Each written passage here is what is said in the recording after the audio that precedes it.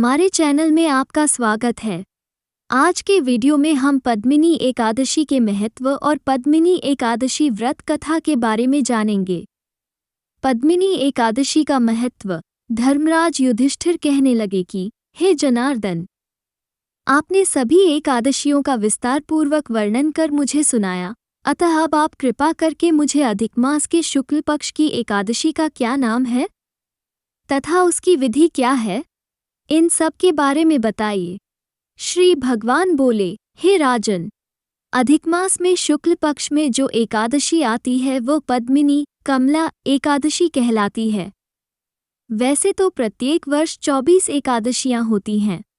जब अधिक मास या मलमास आता है तब इनकी संख्या बढ़कर 26 हो जाती है। अधिक मास या मलमास को जोड़कर वर्ष में 26 एकादशियां होती हैं।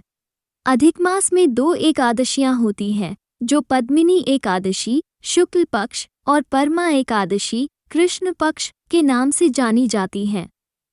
यह एकादशी करने के लिए दशमी के दिन व्रत का आरंभ करके कांसे के पात्र में जौ चावल आदि का भोजन करें तथा नमक न खाएं। भूमि पर सोएं और ब्रह्मचर्य व्रत का पालन करें। एकादशी के दिन ब्रह्म मुहूर्त में शौच आदि से निवृत्त होकर दंतावन करें और जल के 12 कुल्ले करके शुद्ध हो जाएं। सूर्य उदय होने के पूर्व उत्तम तीर्थ में स्नान करने जाएं। इसमें गोबर, मिट्टी, तिल तथा कुशा व आंवले के चूर्ण से विधिपूर्वक स्नान करें। श्वेत वस्त्र धारण करके भगवान विष्णु के मंदिर जाकर पूजा अर्चना करें। भगवान कृष्ण बोले, पुरुषोत्तम मास में अनेक पुण्यों को देने वाली एकादशी का नाम पद्मिनी है। इसका व्रत करने पर मनुष्य कीर्ति प्राप्त करके बैकुंठ को जाता है, जो मनुष्यों के लिए भी दुर्लभ है। हे राजन, ध्यानपूर्वक इस कथा को सुनो। पद्मिनी एकादशी व्रत कथा। हे मुनिवर, पूर्वकाल में त्रेयायुग में हेहय नामक राजा के वंश में कृतवीर्य नाम का राजा महिष्मतीपुरी में राज्य करता था। उस राजा की 1000 परम प्रिय स्त्रियां थीं, परंतु उनमें से किसी को भी पुत्र नहीं था जो कि उनके राज्यभार को संभाल सके। देवता, पितरी, सिद्ध तथा अनेक चिकित्सकों आदि से राजा ने पुत्र प्राप्ति के लिए काफी प्रयत्न किए, लेकिन सब असफल रहे। तब राजा ने तपस्या करने का निश्चय किया।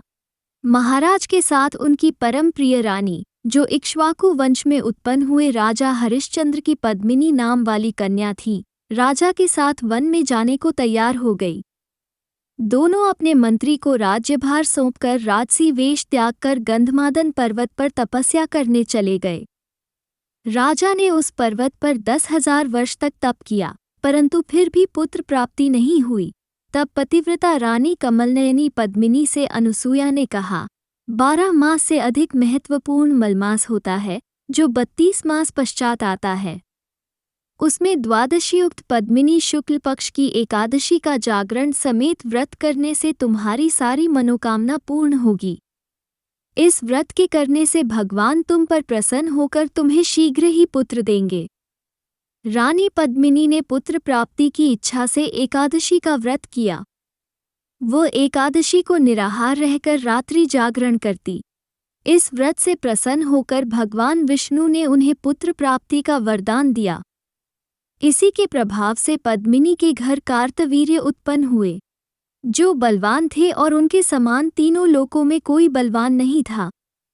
तीनों लोकों में भगवान के सिवा उनको जीतने का सामर्थ्य किसी में नहीं था।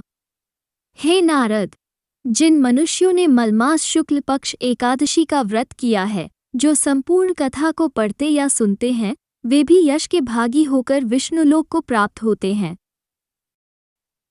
इस चैनल पर हमारे साथ जुड़ने के लिए धन्यवाद। यदि इस चैनल पर नए हैं तो कृपया चैनल को सब्सक्राइब करें और घंटी आइकन दबाएं ताकि अगली वीडियो के लिए अधिसूचना आपको मिल सके। धन्यवाद।